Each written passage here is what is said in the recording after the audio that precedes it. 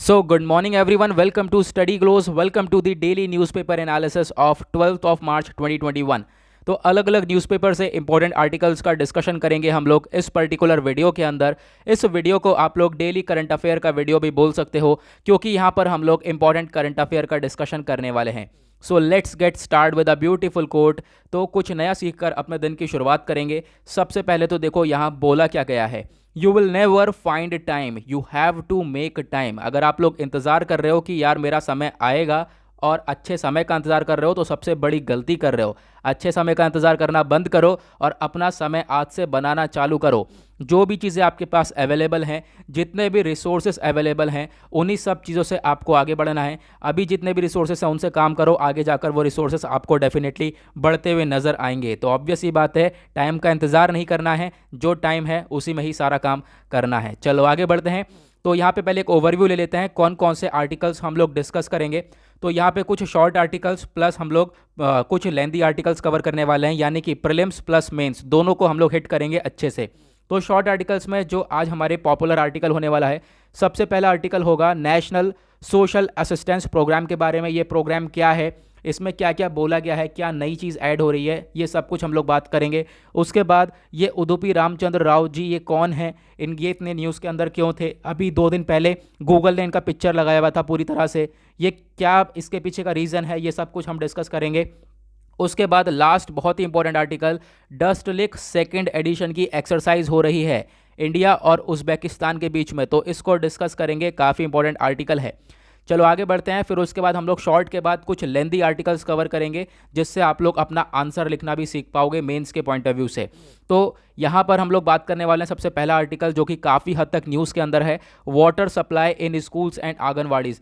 50% तक स्कूल्स और आंगनवाड़ीज़ के अंदर वाटर की सप्लाई करी गई है, लेकिन बाकी स्कूल्स के अंदर ये सप्लाई नहीं पहुँची है। तो इसको हम लोग डिस्कस करेंगे और ये स्कीम को एक्सटेंड कर दिया गया है। जल जीवन मिशन क्या होता है, बहुत कुछ है इस लेक्चर के अंदर जानने के लिए। उसके बाद सेकंड पॉइंट पे हम बात करेंगे जनौषधि दिवस के बारे में। तो जनौषधि दिवस क्या है, ये बेसिकली अभी रिसेंटली न्यूज़ में था, हमारे प्राइम मिनिस्टर ने घोषित किया है। इसके अंदर एक दो स्कीम्स हैं जिनके बारे में बात करेंगे, बहुत इंपॉर्टेंट आर्टिकल ये भी अगेन होने वाला है।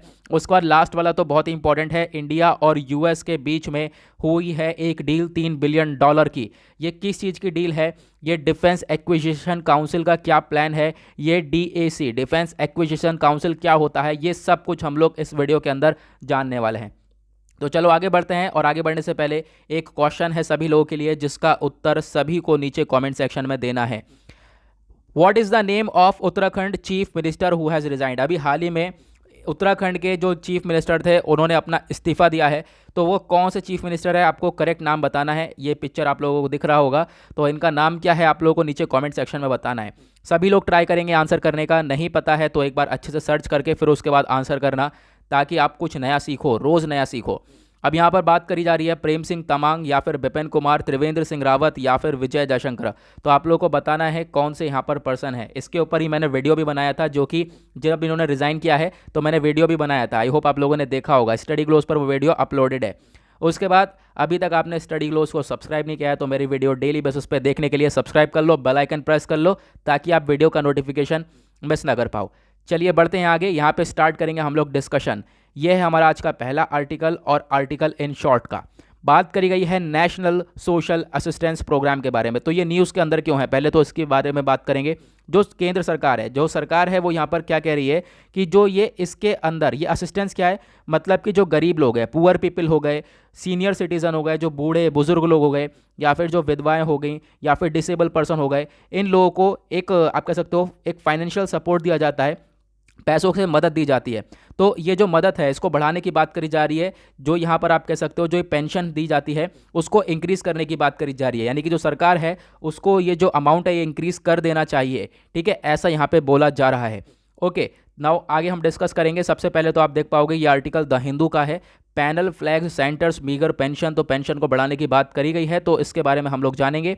सबसे पहले तो देख लेंगे कि हम लोग ये सपोर्ट किस किस को दिया जाता है इस नेशनल सोशल असिस्टेंस प्रोग्राम के अंदर, किस किस को कितना कितना सपोर्ट मिलता है। सबसे पहले तो ये पेंशन दी जाती है ये, ठीक है। अब पेंशन किस किस को दी जाती है, पहले तो जो सीनियर सिटीजन्स हैं, बुजुर्ग लोग हैं, उनको ये पेंशन दी जाती है 200 से 500 रुपये हर महीने, जो कि बिलो पॉवर्टी हाउस होल्ड से बिलोंग करते हैं। उसके बाद जो विडो पेंशन स्कीम है इसके अंडर में 300 से 500 रुपये उन महिलाओं को दी जाती है जिनके हस्बैंड की डेथ हो गई हो, ठीक है। उसके बाद डिसेबिलिटी पेंशन स्कीम है, यानी जो भी अपाहिज बंदा हो उसको भी यहाँ पर कुछ हद तक पैसा प्रोवाइड करवाया जाता है, 300 रुपये पर मंथ यहाँ पर पेंशन दी जाती है। उसके बाद फैमिली बेनिफिट दी जाता है, यानी कि कोई ब्रेड विनर है, ब्रेड विनर मतलब कि कोई घर चलाने वाला इंसान है, अगर उसकी मृत्यु हो जाती है तो उसके परिवार को यहाँ पे 20,000 रुपये तक बेनिफिट मिलता है। उसके बाद अन्नपूर्णा स्कीम है, इसके अंदर 10 किलो तक फूड ग्रेन्स प्रोवाइड करवाए जाते हैं सीनियर सिटीजन्स को, जिनको ये पेंशन नहीं मिलती उनको ये 10 किलो तक खाना हम लोग प्रोवाइड करवाते हैं, फूड ग्रेन्स अनाज देते हैं। तो ये नेशनल सोशल असिस्टेंस प्रोग्राम के अंदर ये सारी चीज़ें प्रोवाइड करवाई जाती हैं। नाउ अब इसको एक्सटेंड करने की बात करी जा रही है कि ये जो पेंशन है इसको बढ़ा देना चाहिए हम लोगों को, ठीक है, जिससे कि लोगों के पास जो फ़ायदा मिल रहा है थोड़ा सा और बढ़ जाए, क्योंकि ये ज़्यादा सफिशेंट नहीं है ना। उसके बाद अगर हम बात करें, जो ये कमेटी है इसने ऑब्जर्व करा कि जो ये नेशनल सोशल असिस्टेंस प्रोग्राम ये इसका जो अमाउंट है उसको थोड़ा सा हमें इंक्रीज़ करना चाहिए, बार बार वही बात बोली जा रही है। ओके, तो आगे हम लोग बात करते हैं। पहले तो कुछ हमारा एक्स्ट्रा ज्ञान है, ठीक है, यहाँ पे हमने इसको टॉपिक दे रखा है एक्स्ट्रा ज्ञान। एक्स्ट्रा ज्ञान क्या लेना है? जो नेशनल सोशल असिस्टेंस प्रोग्राम है NSAP, ये क्या है?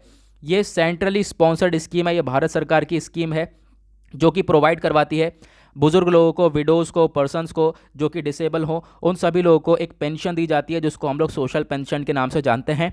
और जो ये स्कीम है इसको कौन चलाता है, किसके अंडर में आती है? Ministry of rural development, government of India के अंदर में ये स्कीम आती है। नाउ यहाँ पे अगर हम कुछ और चीज़ों के बारे में बात करें, जो ये आप कह सकते हो नेशनल असिस्टेंस प्रोग्राम है, इसके अंदर 5 और छोटी छोटी स्कीम्स आती हैं, ठीक है। वो कौन कौन सी स्कीम है? पहली तो है Indira Gandhi national old age pension scheme, ठीक है, जो ओल्ड एज लोगों के लिए है। उसके बाद है Indira Gandhi national window pension scheme, जो कि विडो पर्सन्स के लिए है। उसके बाद है Indira Gandhi national disability pension scheme, यानी जो अपाहिज लोग हैं उनके लिए है। उसके बाद नेशनल फैमिली बेनिफिट स्कीम, जो फैमिली है उसको बेनिफिट देने के लिए है। अन्नपूर्णा स्कीम। तो ये 5 छोटी छोटी अलग स्कीम्स ये नेशनल असिस्टेंस प्रोग्राम के अंडर में आती हैं, ये आपको ध्यान रखना है। चलो आगे बढ़ते हैं सेकंड आर्टिकल की तरफ। ये भी काफ़ी इंपॉर्टेंट है। यहाँ पे बात करी गई है उदुपी रामचंद्र राव जी के बारे में। ये इनका पिक्चर है, आप लोग देख लेना। परसों गूगल पर इनका पिक्चर लगा हुआ था। आप लोगों को मालूम होगा जो गूगल है वो अपना जो डूडल का फीचर है, डूडल मतलब जो उसके पास रोज जो थीम वहाँ पे लगा हुआ होता है वो अलग अलग दिन पर बदलता रहता है। तो परसों इनका थीम चल रहा था, ये आप देख पा रहे हो, ठीक है। इनका पिक्चर लगा हुआ था। क्या थीम था मैं अभी आप लोग को आगे दिखाऊंगा। नाउ तो ये न्यूज़ के अंदर क्यों है? तो जो गूगल है उन्होंने सेलिब्रेट किया 89th बर्थडे, इनका 89th बर्थडे था परसों, तो वो सेलिब्रेट करा गया था। और आप कह सकते हो ये जो पर्सन है काफ़ी इंपॉर्टेंट पर्सनैलिटी है हमारे इंडिया के लिए। अब फिलहाल इनकी डेथ हो चुकी है। इनको इंडिया का सैटेलाइट मैन बोला जाता है, इंडिया सैटेलाइट मैन भी बोला जाता है, आपको इसके बारे में ध्यान रखना है। आर्टिकल NDTV का है, आप देख पाओगे। Scientist behind India's first satellite Aryabhata gets a Google doodle. Google का डूडल मिला था, गूगल डूडल का फीचर। क्या होता है गूगल डूडल का फीचर? ये होता है गूगल पे आप लोग अगर आज भी जाओगे, अभी सुबह हो रही है तो आप लोग गूगल पर जाओगे तो फिर आप देख पाओगे कि अलग सा फीचर होगा, कोई अलग सा थीम बना होगा। तो ये जो थीम है वो हमेशा चेंज होता रहता है। तो परसों ये थीम लगा रखा था गूगल ने। अब यहाँ पे आप देख पाओगे इनके बारे में थोड़ा सा हम चर्चा करते हैं, क्योंकि ये काफ़ी इंपॉर्टेंट पर्सनैलिटी बन जाते हैं, आपसे एग्जाम में पूछा जा सकता है। उदुपी रामचंद्र राव, इनका जन्म हुआ था 1932 में, 2017 में इनकी डेथ हो गई थी। ये इंडियन स्पेस साइंटिस्ट, आप कह सकते हो चेयरमैन ऑफ द इसरो रह चुके हैं, ठीक है। इसरो जो कि हमारी इंडियन स्पेस रिसर्च ऑर्गेनाइजेशन है, जहाँ से हमारी सैटेलाइट्स वगैरह ज़्यादातर लॉन्च करी जाती हैं, तो वो उसके चेयरमैन भी थे ये। साथ ही साथ इन्होंने सुपरवाइज किया 1975 में भारत का पहला सैटेलाइट को लॉन्च करा गया था आर्यभट्ट।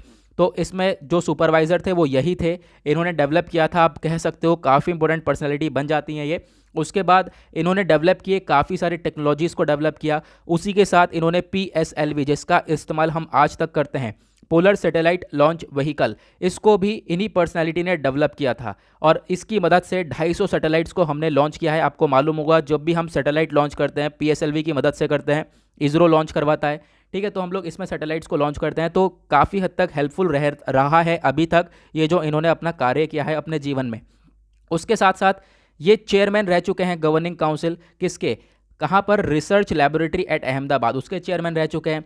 साथ ही साथ नेहरू प्लानिटोरियम एट बेंगलुरु, यहाँ के भी चेयरमैन थे। और Indian institute for space science and technology, इसके चांसलर रह चुके हैं, जो कि थिरुवनंतपुरम में। तो काफ़ी इंपॉर्टेंट पर्सनैलिटी है, आपको ध्यान रखना है इनके बारे में। और अब तो इनकी वैल्यू और ज़्यादा बढ़ गई है, क्यों? क्योंकि इन्हें काफ़ी सारे पुरस्कार से सम्मानित किया गया था। जैसे कि पद्म भूषण अवार्ड दिया गया था हमारी भारत सरकार के द्वारा 1976 के अंदर। उसके बाद पद्म विभूषण अवार्ड दिया गया था 2017 के अंदर। उसके बाद इनको शामिल कर लिया गया था सैटेलाइट हॉल ऑफ फेम के अंदर, जो कि वॉशिंगटन में है। 2013 में इनको इसमें शामिल किया गया और इसी के साथ ये भारत की पहली आप कह सकते हो महानस्ती बन चुके थे जो कि इस चीज़ में शामिल हुए थे। उसके बाद इनको अगेन इंटरनेशनल एरोनॉटिक्स फेडरेशन के अंदर, जिसको हम IAF बोलते हैं, उसके अंदर भी शामिल किया गया था 2016 के अंदर। और इसके अंदर भी ये भारत की पहली पर्सनालिटी बने थे जो कोई यहाँ पर इसके अंदर शामिल हुआ था। ओके, नाउ आते हैं आर्टिकल नंबर 3 के ऊपर। ये भी काफ़ी इंपॉर्टेंट आर्टिकल है, तो आप देख पाओगे जो भी ये हमारा वीडियो होता है डेली, सिर्फ और सिर्फ इंपॉर्टेंट आर्टिकल चूज करके यहाँ पे डिस्कस करे जाते हैं। नाउ ये यहाँ पे आप बात करी जा रही है डस्ट लिक 2 के बारे में। इंडिया और उज़्बेकिस्तान, यहाँ पे आप देख पाओगे फ्लैग है दोनों के। इंडिया उज़्बेकिस्तान मिलकर जॉइंट मिलिट्री एक्सरसाइज कर रहे हैं, मिलिट्री अभ्यास कर रहे हैं, और उसका नाम है डस्ट लिक 2। और ये हो रहा है उत्तराखंड रानीखेत के अंदर। और ये कब एंड होने वाला है? 19 मार्च 2021 में ये एंड हो जाएगा। आगे बात करते हैं, यह देखोगे आप लोग, ये ऑल इंडिया रेडियो का आर्टिकल है AIR का, जो कि बहुत इंपॉर्टेंट सोर्स होता है, गवर्नमेंट का ये सोर्स होता है और आपके एग्जाम के पॉइंट ऑफ व्यू से बहुत इंपॉर्टेंट होता है।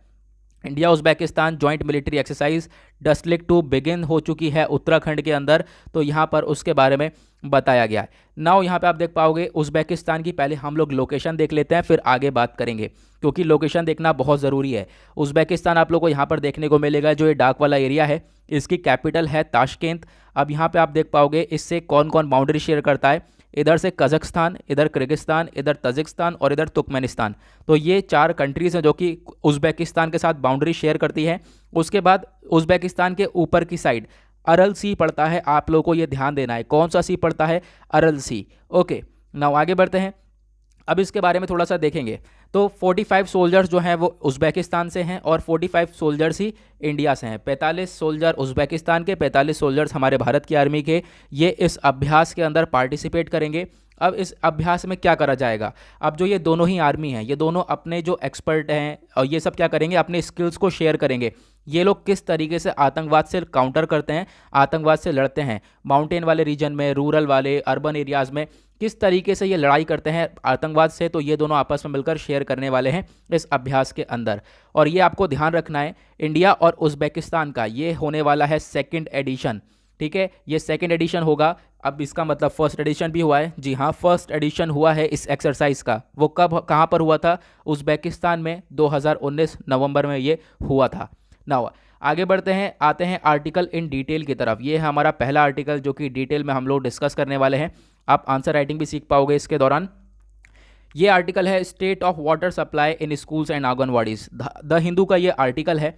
बात करी गई है only half of government schools और आंगनवाड़ी, यानी कि आधा ही, आप कह सकते हो 100% में से जो 50% है, उतने ही सिर्फ जो गवर्नमेंट सरकारी स्कूल हैं, आंगनवाड़ी हैं, उनके अंदर वाटर सप्लाई दी जा रही है। बाकी बच्चे कुछ के अंदर वाटर सप्लाई नहीं हुई है, तो उसके बारे में यहाँ पे चर्चा करी गई है।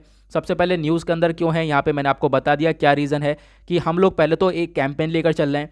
100 डे का हमने कैंपेन चलाया था पिछले साल अक्टूबर में, और वो जल शक्ति मिनिस्ट्री के अंडर में था। हमने ये कैंपेन चलाया था कि जितने भी भारत में, आप भारत में नहीं कह सकते, अब जितने भी यहाँ पे आप कह सकते हो गवर्नमेंट स्कूल्स की बात करी जा रही है जो कि इस स्कीम के अंडर में लेकर आए गए थे, तो उन स्कूल्स में क्या होगा, वाटर सप्लाई करेंगे हम लोग 100% वाटर सप्लाई का कवरेज होगा। आंगनवाड़ी में जो 100% वाटर सप्लाई का कवरेज होगा। आंगनवाड़ी क्या होते हैं, जो छोटे छोटे बच्चों का वहाँ पे ध्यान रखा जाता है, ठीक है, उनकी केयर करी जाती है। तो यहाँ पे 100% वाटर सप्लाई देने की बात करी गई थी, लेकिन ऐसा अभी तक नहीं हुआ है। अभी 50% तक ही हम लोग काम पूरा कर पाएँ। हालांकि इस स्कीम की डेट भी निकल चुकी है, टाइम भी पूरा हो चुका है। तो आगे बात करने वाले इसमें अब क्या होगा। तो ये जो कमेटी है, इसने जो ये कमेटी बनाकर ये सारी बातें बोली है इस कमेटी ने, और उस कमेटी ने जो है जल जीवन मिशन का प्रोग्रेस के बारे में बात करेगी, कहाँ तक ये प्रोग्रेसिव पहुँचा है। तो JJM क्या होता है वो भी हम लोग इस आर्टिकल के अंदर बात करेंगे। सबसे पहले बात करते हैं इस कैंपेन के बारे में। तो 2 अक्टूबर 2020 की बात है, जब गांधी जयंती थी तो उस दिन हमने डिसाइड किया था कि 100 दिन का कैंपेन लेकर चलेंगे और इन 100 दिन के अंदर जो गवर्नमेंट स्कूल्स हैं उनके अंदर 100% वाटर सप्लाई देंगे, यानी पीने का पानी जो ड्रिंकिंग वाटर होता है वो पहुंचाएंगे। ड्रिंकिंग वाटर होगा, पीने का पानी होगा तो आप उसे कहीं पे भी इस्तेमाल कर सकते हो, चाहे वो कुकिंग पर्पज़ हो, हैंड वॉशिंग हो, टॉयलेट्स हो, तो आप कहीं पर भी इस्तेमाल कर सकते हो। तो ये पानी पहुंचाने की बात करी गई थी, लेकिन आज के टाइम पे अगर हम देखें तो ये स्कीम पूरी तरह से वर्क नहीं कर पाई है और इसका एंड पीरियड होना चाहिए था 10 जनवरी 2021 को। ऑब्वियस सी बात है, 2 अक्टूबर को लॉन्च करा था, 100 दिन का टारगेट रखा था, तो 10 जनवरी को ये स्कीम खत्म हो जानी चाहिए थी। 10 जनवरी तक हमें 100% जो है पानी पहुंचा देना चाहिए था, लेकिन अभी तक ये स्कीम पूरी नहीं हो पाई है और इसकी डेट बढ़ा दी गई है, एक्सटेंड कर दी गई है, 31 मार्च तक यहाँ पे ये काम कर दिया गया है। नाउ अब यहाँ पे बात करते हैं कौन कौन से राज्य ऐसे हैं जहाँ पर 100% हमने ये वाटर सप्लाई कर दी है और कौन कौन से राज्य ऐसे हैं जहाँ पर ये 100% नहीं सप्लाई करा गया है। तो आप देख पाओगे 7 राज्य ऐसे हैं जहाँ पर 100% कवरेज हो चुका है। वो कौन कौन से हैं? आंध्र प्रदेश, गोवा, तमिलनाडु, हरियाणा, हिमाचल प्रदेश, तेलंगाना और पंजाब। और ऐसे कौन से एरियाज़ हैं जहाँ पर अभी भी कवरेज नहीं हुआ है? वो है उत्तर प्रदेश, वेस्ट बंगाल और झारखंड। ओके, नाउ यहाँ पे अगर हम कुछ ऑब्जर्वेशंस के बारे में बात करेंगे, ऑब्जर्वेशंस यानी कि वही कि क्या क्या हो चुका है, क्या क्या ऑब्जर्व कर लिया गया है, तो आप देख पाओगे 50% तक कवर हो चुके हैं। कौन कौन से एरियाज़ कवर हो चुके हैं ये हमने देख लिया, कौन कौन से कवर एरियाज़ नहीं हुए हैं ये भी हम लोगों ने देख लिया ना। उसके साथ यहाँ पे एक और बात बोली गई है कि 1.82 लाख जो ग्रे वाटर मैनेजमेंट स्ट्रक्चर्स हैं वो भी हमने कंस्ट्रक्ट करने की बात करी गई थी इन स्कूल्स और आंगनवाड़ी सेंटर में, कि जो ग्रे वाटर यानी गंदा पानी है उसको हम लोग किस तरीके से मैनेज करेंगे, उसका स्ट्रक्चर बनाया जाएगा। ठीक है, तो ग्रे वाटर क्या होता है? ग्रे वाटर होता है वेस्ट वाटर, जो गंदा पानी होता है आपके घरों से निकलता है, हम लोग बर्तन धो लेते हैं, कपड़े धो लेते हैं, नहाते हैं, ठीक है, तो वो जो गंदा पानी निकलता है तो वो काफ़ी हार्मफुल होता है, उसके अंदर बैक्टीरियाज वगैरह होते हैं, तो उसको अच्छी तरीके से मैनेज कर पाएँ हम लोग। ठीक है, तो उसके लिए वो स्ट्रक्चर्स वगैरह भी बनाने की बात करी गई थी इस स्कीम के अंडर। नाउ यहाँ पे अगर हम बात करें तो ये गंदा पानी है, कॉन्टेमिनेटेड वाटर है, इससे बच्चों के ऊपर क्या इफेक्ट पड़ता है अगर बच्चों ये पानी अगर कंज्यूम करेंगे। ये हम लोग इस वाले पानी की, ये ग्रे वाटर की बात नहीं कर रहे हैं, हम लोग बात करें कॉन्टेमिनेटेड वाटर की, जो गंदा पानी होता है। क्योंकि ऑब्वियसली बात है जब हम 100% वाटर कवरेज नहीं देंगे, क्योंकि यहाँ पे हमारा कैंपेन ये था हम 100% तक जो है पानी देंगे, वाटर सप्लाई देंगे, ड्रिंकिंग वाटर देंगे, पीने योग्य पानी देंगे, लेकिन यहाँ पर अभी तक क्या है, स्कूल के अंदर पीने योग्य पानी नहीं है।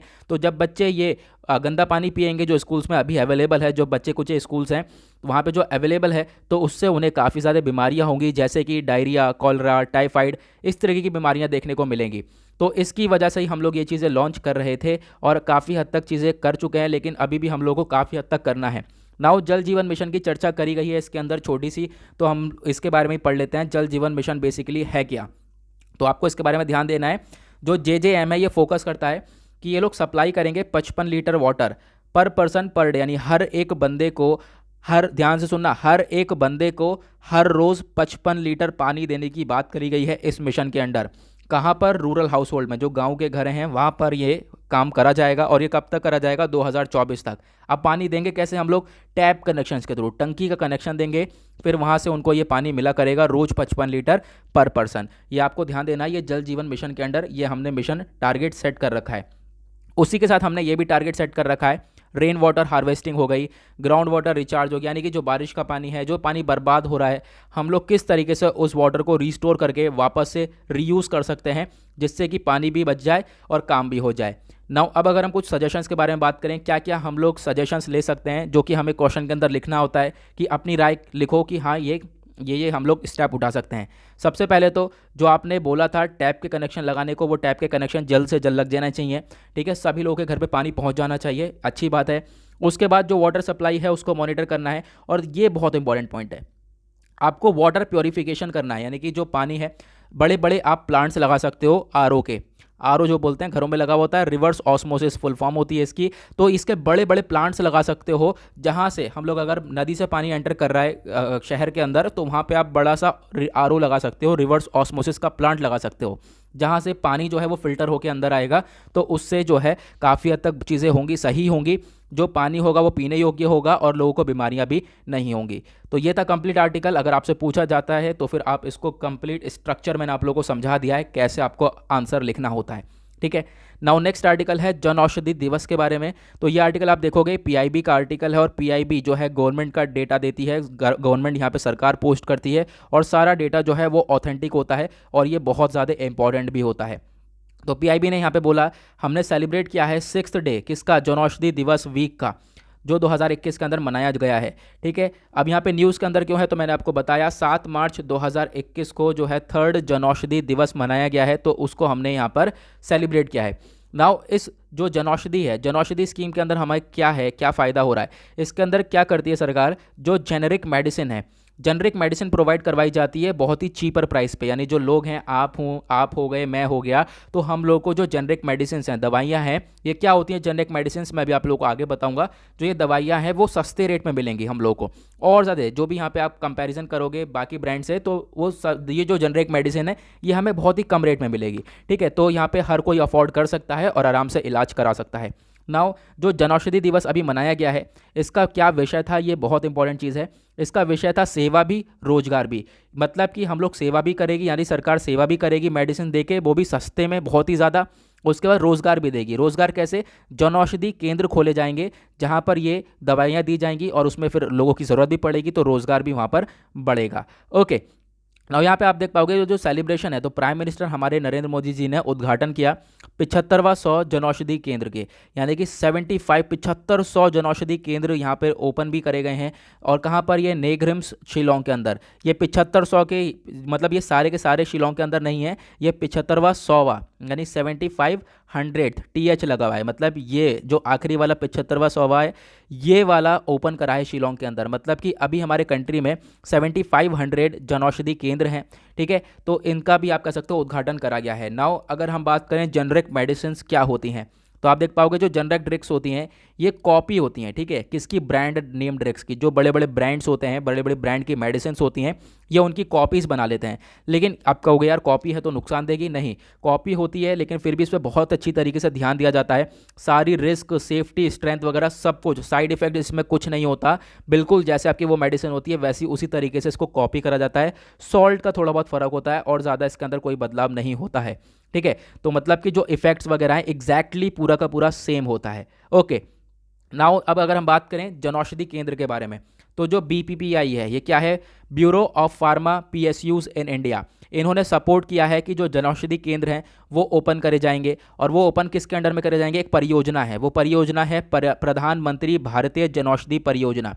ठीक है, PMBJP, ठीक है, PMBJP के नाम से याद रख सकते हो। तो ये योजना के अंडर जो है जनौषधि केंद्र को सपोर्ट करा जाता है। ये केंद्र खोले जा रहे हैं और बहुत सारे स्टोर्स हम लोग खोल चुके हैं, लगभग 7400 से ज़्यादा जो है स्टोर खोल चुके हैं हम लोग 734 डिस्ट्रिक्ट्स के अंदर। तो इससे क्या है, अगर हम केंद्र आज ये केंद्र खोल रहे हैं, इसके अंदर क्या होगा, जो आपको जेनरिक मेडिसिन है वो बहुत ही कम दामों में मिलेगी। अब जो गवर्नमेंट है, अगर कोई ये केंद्र खोलना चाहता है और आगे भी आने वाले टाइम पे, तो गवर्नमेंट उसको सपोर्ट करती है। गवर्नमेंट कम से कम 2.5 लाख रुपए उनको देती है, लेकिन वो person doctors, pharmacist, entrepreneurs, self help groups, NGOs, ये सब होने चाहिए जिनको नॉलेज हो इन चीज़ों की। ठीक है, अब ठीक है, यहाँ पे अब क्या होगा, केंद्र खुलेगा, तो केंद्र खुलने के बाद यहाँ पे लोगों की ज़रूरत पड़ेगी, तो रोज़गार भी बढ़ेगा। तो प्लस यहाँ पे उसी वजह से यहाँ पे इसका थीम रख रखा है, सेवा भी और रोज़गार भी।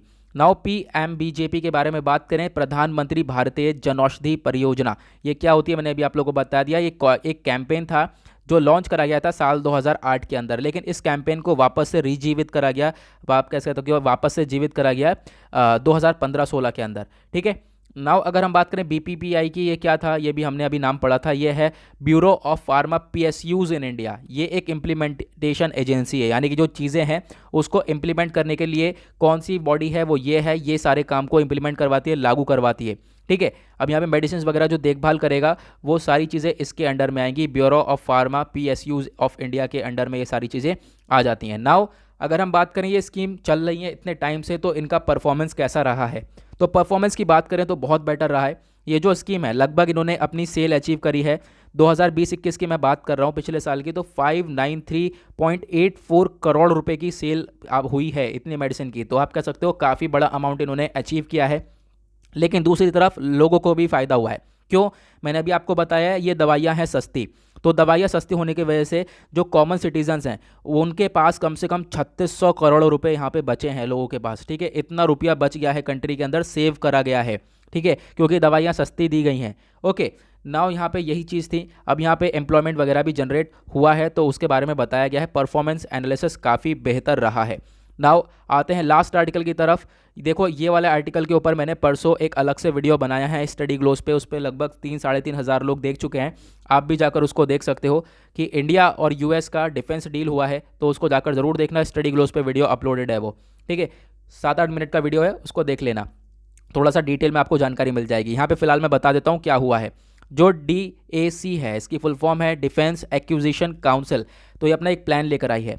द हिंदू का ये आर्टिकल है। अब यहाँ पे बताया गया है एक बिग डील हुई है इंडिया और यूएसए के बीच में। किस चीज़ की? आर्म्ड ड्रोन्स की। तो हमने ड्रोन्स परचेज कर रहे हैं हम यूएसए से, ठीक है। तो मल्टी बिलियन डील है लगभग। यहाँ पे मैं आपको रेट बता देता हूँ, $3 बिलियन की ये जो डील है ये यूएसए से इंडिया कर रहा है। अब क्या खरीदेगा यूएसए से? वो हम खरीद रहे हैं आर्म्ड ड्रोन्स। ये आर्म्ड ड्रोन्स क्या होते हैं, मैं अभी आपको पिक्चर में दिखाता हूँ। ये हम लोग ये ड्रोन्स खरीद रहे हैं, इससे हम लोग क्या कर सकते हैं, निगरानी रख सकते हैं नीचे, प्लस हम लोग इससे अटैक भी कर सकते हैं। तो ये ड्रोन्स खरीदे जा रहे हैं, इस वजह से इसको आर्म्ड ड्रोन बोला है। आर्म्ड ड्रोन क्यों बोला है? क्योंकि हम इससे अटैक कर सकते हैं। ओके, नाउ ये इंडिया और यूएसए के बीच में डील हुआ है, मैंने अभी आपको बताया।